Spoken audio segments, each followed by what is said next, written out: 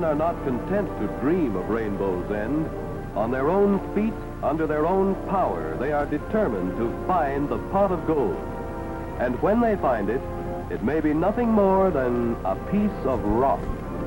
Yes, pieces of rock, from which the province of Ontario alone has produced more than $4 billion of new wealth. $4 billion. The men who find this new wealth in the earth, who seek the Rainbow's End, are men with the physical and mental equipment to do their job well. They are men with training and ability. They are men, well, men like Joe Grant, for instance, who has prospected for more years than he'll boast about. And men like Bev Williams, who is out on his first search for gold. Prospectors in Ontario sometimes work alone or in groups of 3 or 4. But more often, it's a team of 2 who set out on the search for gold. Joe Grant and Bev Williams are such a team. Not so long ago, they decided to try their luck together. Joe's age and experience and wisdom in the ways of the mining areas, plus Bev's youth and enthusiasm, well, they thought maybe they could work together and find something. Going out again, eh, Joe? Yep. How long this time? Oh, I don't know. Month, maybe. Mm-hmm. Well, I see you got a good strong back here to do all your work. Oh. You getting lazy in your old age? Sure. He says he'll do the thinking and the cooking. I'll do the washing up and the working. It won't be as simple as that. But I have been thinking and figuring, and I got an idea there's a certain spot not too far away, and, well, we're just going to take a crack at it, so I guess we better have a little grub. Oh. About the usual, eh? Yep. Tea, coffee, salt, baking powder, a 24-pound bag of flour, bag of bread, good-sized slab of bacon, oh yeah, and some canned meat. Let me see, we'll use a can a day at lunchtime. Better make it about 24 cans. About 5 pounds of butter. And don't forget the sugar and evaporated milk. However, you got it all there on the list, Bob, and don't forget any of it. Going in by canoe? We got a plane chartered. But we're taking the canoe in too, of course. Yeah. Bill's going to fly us in as close as he can get. Then he'll come back in about 30 days, either to bring us back or see if we need any grub or anything. Well, that's just about everything. Oh, wait a minute. Wait a minute.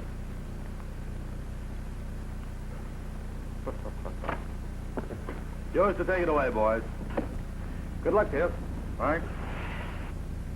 The airplane has greatly extended the prospector's field of operation. It has become an accepted tool in the business of searching for gold.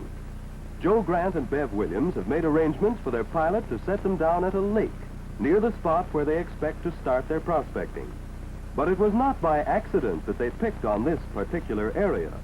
Very few gold finds are made by chance.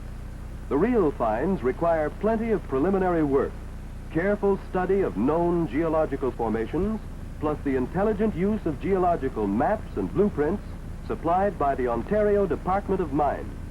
This research has decided Joe and Bev that a certain spot on the map, a certain area in northern Ontario, has good possibilities of containing gold-bearing quartz.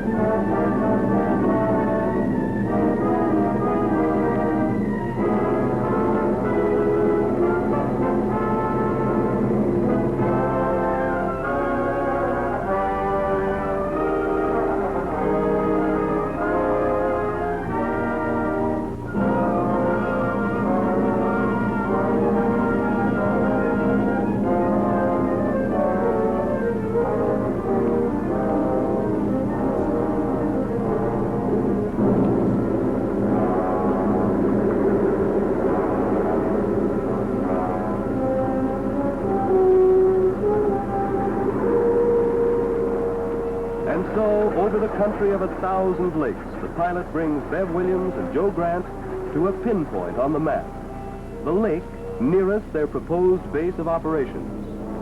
Now they trade the newest method of transportation for one of the oldest.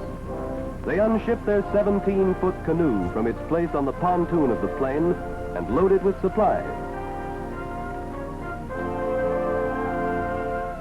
They have made arrangements with the pilot to pick them up again at this same spot in 30 days. Weather permitting, he'll be there. Meanwhile, it's goodbye and good luck.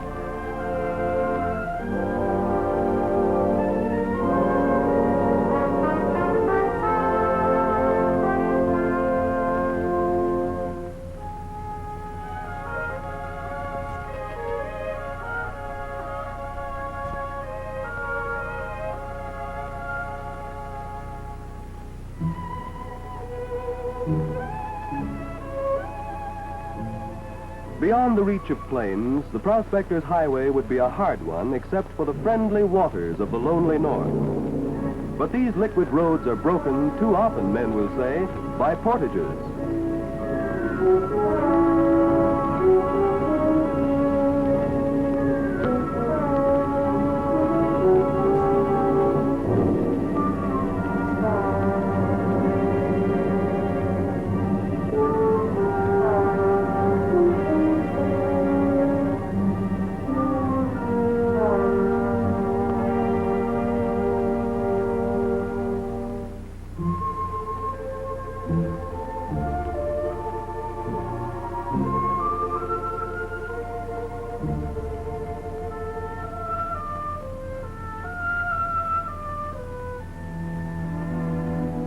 Every portage means hard work, and Bev Williams is learning already that prospecting is not all glamour and adventure.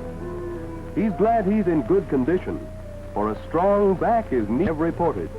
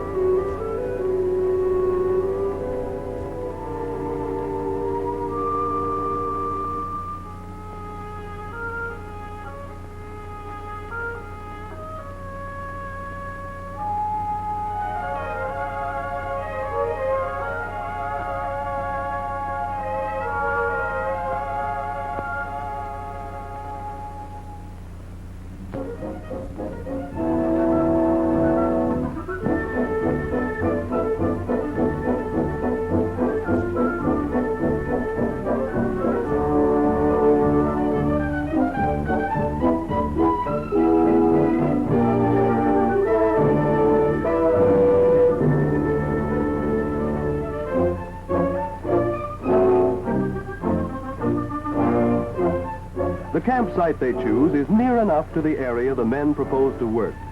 It is sheltered, has a good level spot for the tent and for the fire. Here, Joe and Bev will live until it's time to turn back and meet their plane. Here will be the base of their operations.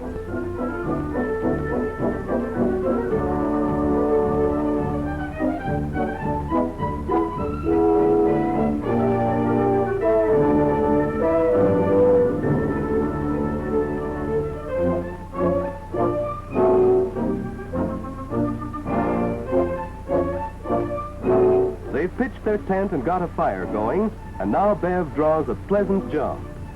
Joe suggests a couple of trout would make a nice meal, for in this North Country are thousands of lakes, many of them that have never been fished.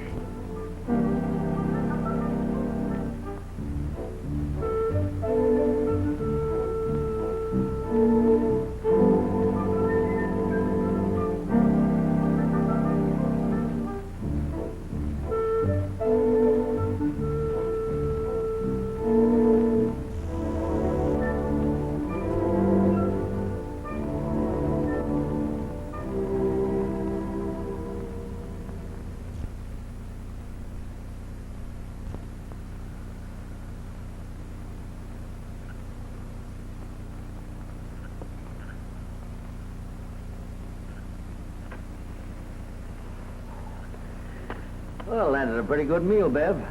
Good thing you're a fisherman. Luck was pretty fine tonight. Hope we find some good values just as easily. Maybe yes, maybe no.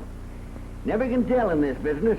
Of course, there's plenty of gold in Canada, but whether you find it or not, that's something else again. Funny how the gold got there in the first place, isn't it? Oh, the geologists know about it all. Of course, they use a lot of $4 words, but I met one Department of Mines geologist who explained it to me once fairly simply. The story of Ontario's geology and mineral resources starts about 2 billion years ago. It begins in the Precambrian shield of northern Ontario, which contains the oldest known rocks. These were formed when violent convulsions opened cracks and fissures on the Earth's surface, through which poured lava. Some of these lavas flowed into lake basins and mingled with the mud, sand, and gravel accumulated there by streams. After long ages, these materials were consolidated into either sedimentary or volcanic rocks. Then came a period of shrinking of the Earth's surface, in about the same way as the skin of an orange dries up and contracts. The surface layers of the sediments and lavas buckled, cracked, and folded into mountain ranges. Meanwhile, deep within the Earth, molten rock materials and vapors were being squeezed upwards into the cracks and openings. These hot migrating materials carried along metals from the treasure chest of the Earth's interior and deposited them in the cracks and fissures near the surface. In this way, the gold deposits were formed.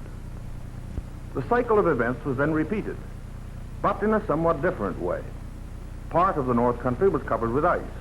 In other localities, there were deserts, while here and there, mud accumulated in lakes and then lavas poured out of volcanoes. Through millions of years, these processes built up a great thickness of rock strata. Then came another period of mountain building.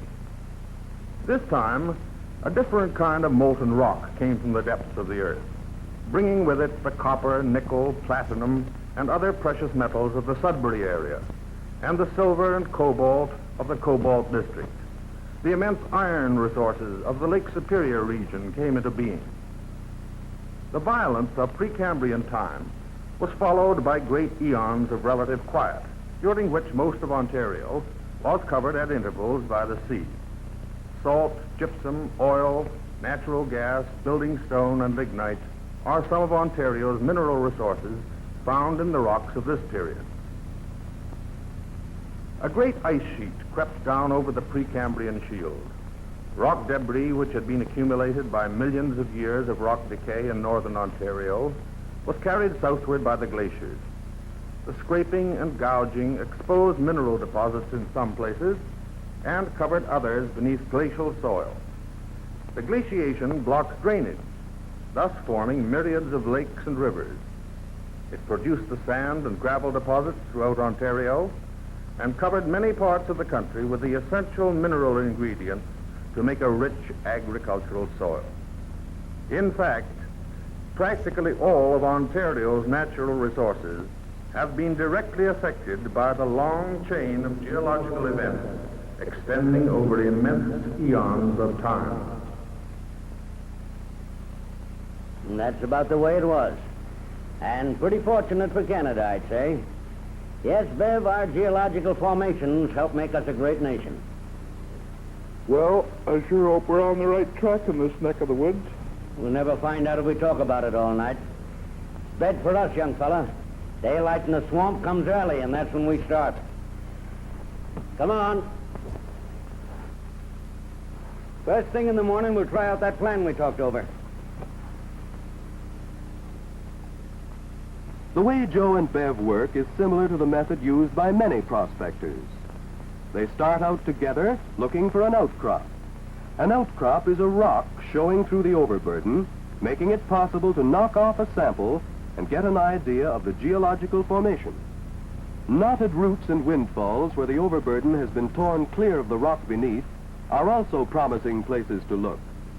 But not all roots are worth examination. To Bev's inexperienced eye, any root or stump looks good. But the thickness of the surrounding stand of jack pines indicates to Joe that the soil is too sandy to bother with. Many a long mile might be walked before a likely-looking outcrop is struck. Meanwhile, there is the stillness of the wilderness, the soft and friendly coloring of moss and tree and wildflower, and those pesky deer flies. Insect repellent of some kind is a must in the woods, especially for tenderfeet. And if you think mosquitoes are bad, you should tangle with deer flies. In comparison, a mosquito's bite is just a tender caress. Oh yes, prospecting is no soft game, but it has its moments. Joe and Bev have hit an outcrop. To Joe's experienced eye, this one looks as though it may have possibilities. He uses a hammer mattock to clear the outcrop and break off a chunk of the rock. That hammer mattock is a favorite tool with prospectors. It has a sharp blade at one end of the mattock for clearing away moss and other overburden, and at the other end has a hammer for breaking off samples. Joe isn't too sure about this particular outcrop. At the place they struck it, it doesn't look especially promising. But you never can tell. So now they decide to separate. Each will follow the outcrop in opposite directions. Should the quartz have rusty spots, weathered sulfides, or a band of sulfides, the prospector will collect a sample. Where the outcrop is just covered with moss, the matted roots of plants, or a thin layer of earth, he will strip a narrow band right across the outcrop in order not to miss any quartz veins or sulfide bands. If gold is present free of sulfides, that is, as native gold, the prospector may crush and pan the sample at once. If the gold is in the sulfides, it will be necessary to roast the sample first to free the gold. Often the prospector does this by tossing the sample into his campfire and letting it roast overnight. But on this first day out, Joe hasn't had much luck. It's been a nice walk, but that's about all you can say for it. That, of course, is prospector's luck. Luck, you might call it, but a better description would be a combination of curiosity, close observation, and steady, hard work. Didn't see a darn thing worth taking a second look at. Oh? I'm kind of afraid I might have missed something, Joe. Why? Well, you know, I'm so new at this business. Oh, I think you'd spot the stuff all right, if it was there. You took that course at the prospector school, didn't you? Yeah, sure. The one the Ontario Mines Department runs? Yeah, I took it. And you figured you learned something, too, didn't you? Sure I did. Oh, they gave us a lot of dope, like, for instance, well, you know, these schools are held in the various mining areas. Sometimes in a real schoolhouse, sometimes in the town hall. And there are also 1- and 2-year courses at the Provincial Mining Institute. And then geologists from the Department of Mines come around and give us lessons in elementary geology, you know, explain geological maps and tell us something about rock structure and rock identification. And on the practical side of things, they tell us things like the kind of equipment that's needed, how much food to figure on for one man for a month or a season. And of course you learn about how much it's going to cost to do a job. So by the time he's finished, the man who's going to try his first crack at prospecting has a pretty solid background of theoretical knowledge. I don't know what you're worrying about. Seems to me you picked up a lot of useful training in a short time. Well, anyway, tomorrow's another day. What do you say we roll in, get a little shut-eye? I sure could use some. Seems like I walked 40,000 miles today. Yeah, you'll walk a few more tomorrow.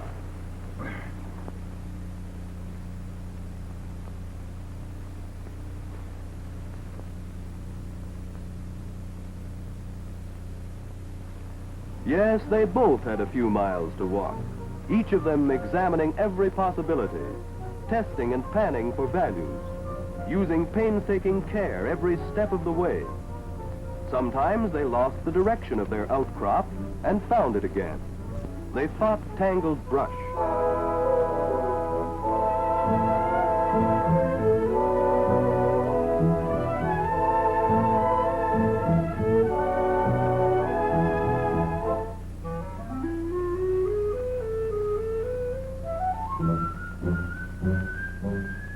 Sometimes they ran into heavy rain that kept them in camp with nothing accomplished all day.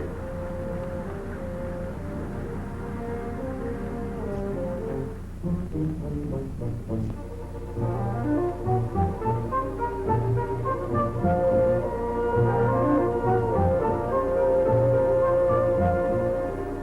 the days slipped by. Bev was beginning to get discouraged until one day...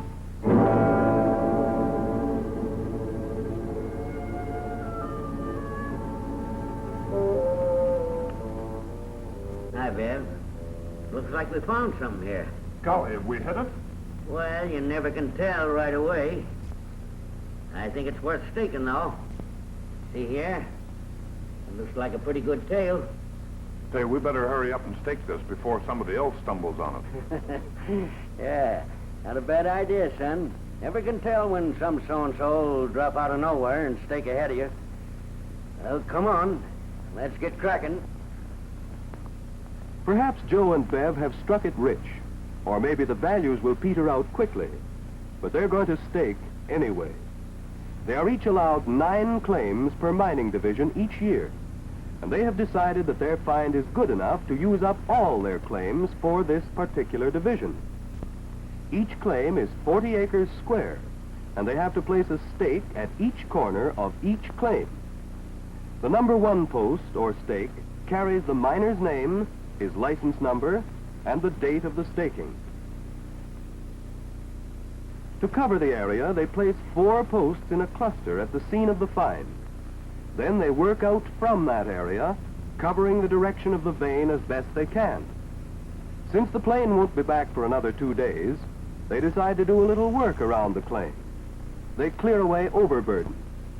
They start trenching work to find out the direction and area of the ore-bearing rock. They drill holes at various places around the claim and load them with small charges of blasting powder in order to break up the surface of the rock. This will enable them to secure representative samples for analysis, which will give a fair average of the value of the property. And by the time they must break camp to meet their plane, the sample bags are getting full, heavy with specimens of rock, which, when analyzed, will tell the whole story of the claim.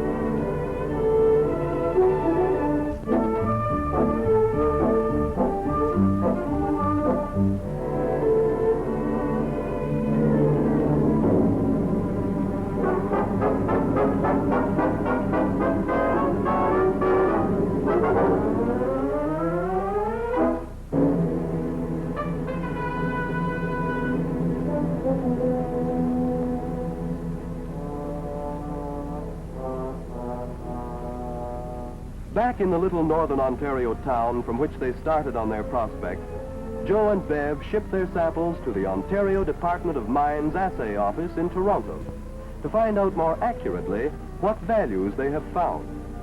They have a fair idea, but the Assay Office can tell them exactly. The sample bags are checked in and recorded. Then each sample is run through a miniature rock crusher which breaks the ore down. Another machine pulverizes it into a very fine powder, which is screened, and a specimen removed and carefully weighed for assay. This specimen is roasted in an electric furnace, and the slag or waste is poured off. After another period in the furnace, the result is a very small bead of gold. This resulting bead is weighed on balances accurate to the millionth of an ounce. The relation of the weight of gold to the weight of the sample gives the gold value per ton of that particular sample.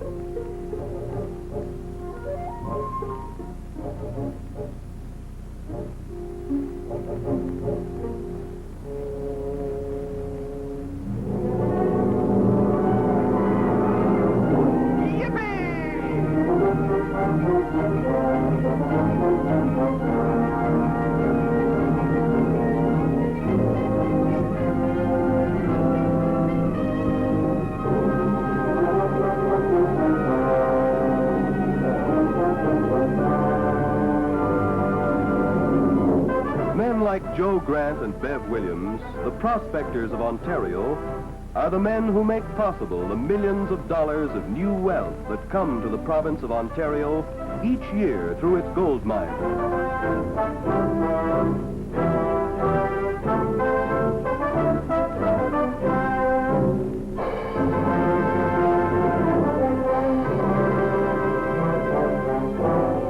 The bright, busy, prosperous mining towns of the New North, with their pleasant homes and residential areas, their modern and well-equipped hospitals, their numerous schools and playgrounds, their recreational facilities and sports of all kinds, where all the amenities of life are available to the workers. All these sprang from the resourcefulness and determination of men like Bev and Joe. Yes, it is the prospectors who do more than dream of the pot of gold. They are the men with the courage, the vision, and the initiative to work their way to Rainbow's End.